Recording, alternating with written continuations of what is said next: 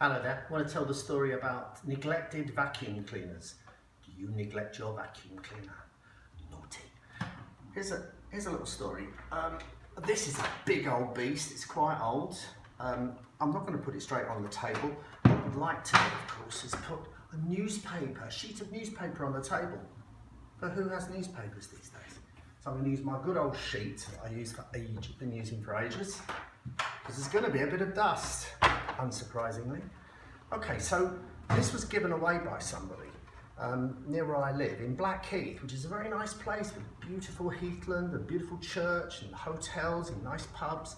And this American woman was giving it away, and she said, I just can't use it anymore. You're very welcome to have it for free. Well, I took it home, and it made a huge noise. It sounded like the helicopter at the beginning of Apocalypse Now, but it just didn't hoover. And I thought, well, there can't be much wrong with it. So I had a look underneath. So what you have is you've got the brush that spins around. She was a dressmaker. It was full of threads and tiny pieces. It was just completely gunked up. So I had to do the old trick of using something small and sharp and carefully kind of just pulling out the threads. The threads were so tangled, I cut them with scissors and pulled them out. Good old pair of pliers. And that got that moving. Then I found out that because it was so neglected, poor thing, that they're all slightly different. This one, the lid just clicks on. That the belt had broken. Well, the belt goes on a vacuum cleaner. All you've got to do is go on YouTube and find out how to change the belt. I'm not going to show you that. You can get on with that yourself. But all these threads, I tried to review as many of them as I could. I'm a big fan of keeping old toothbrushes, as people might already know. Cleaned out all the stuff and repaired that. When you emptied the bin, when I got it from her, it was completely full to the top. What I didn't realise, it was so full to the top that it had actually backed up the whole length of this right down to the end. It was a traffic jam of solid stuff. So I had to, if you've let that happen to you, you can clear it out. Get an old coat hanger. So if you get these are from the dry cleaners. This one's a bit too thick. But if you get the ones that are cheaper, they're made of a thinner wire. And just sort of cut it with a pair of pliers.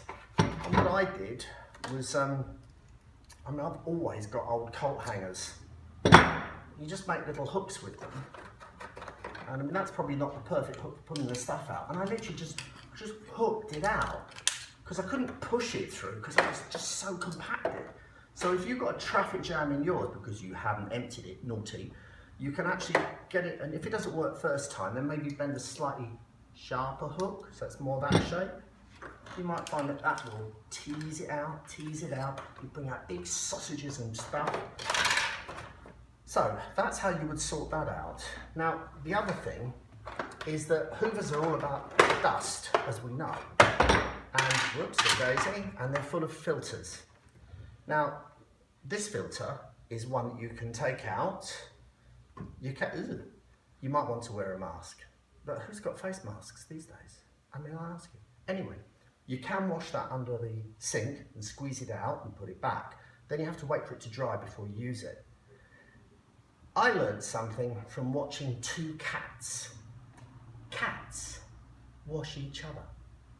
So I know not everyone's got two vacuum cleaners, but I use my small vacuum cleaner, the one I use on the stairs, to hoover this dry.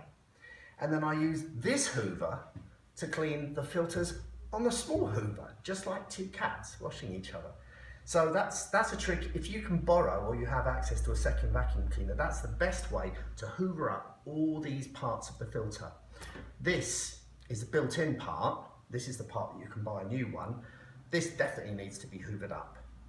And then it's just like blowing your nose. Honestly, suddenly your vacuum cleaner can breathe. And once you've emptied it, cleared out the tubes and got rid of any loose threads and cleaned up these things here,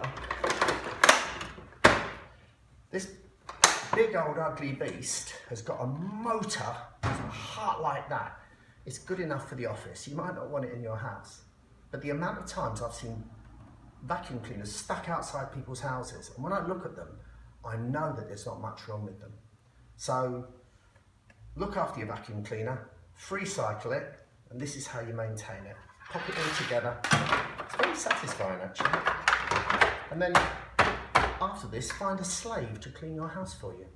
Thank you.